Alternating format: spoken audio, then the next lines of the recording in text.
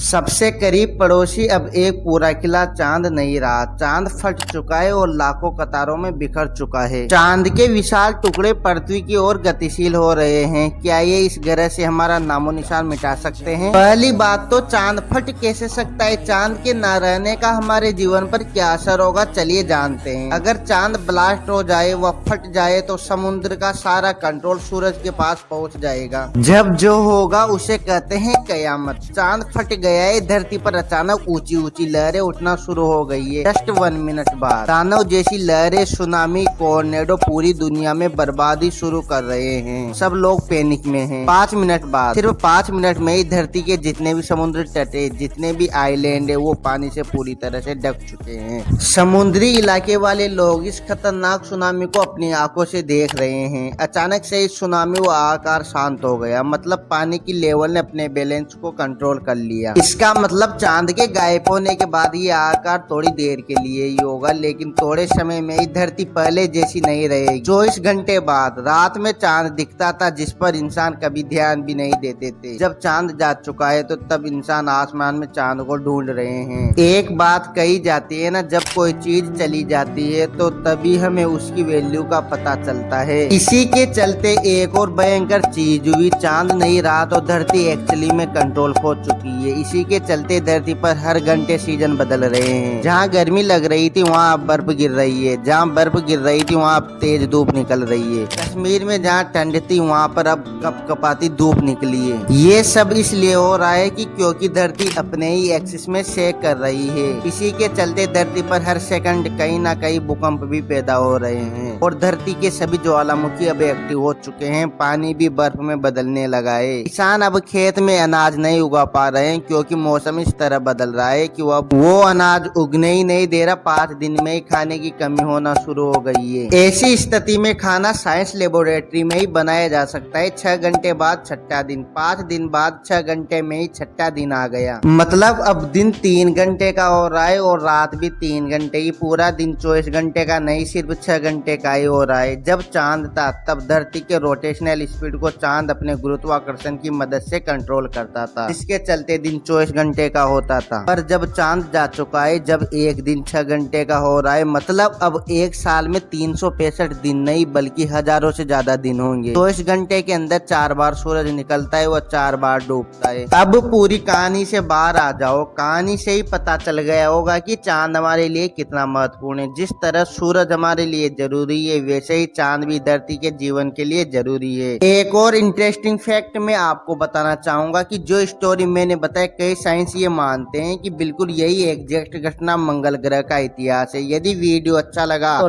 Like व channel को subscribe जरूर करें।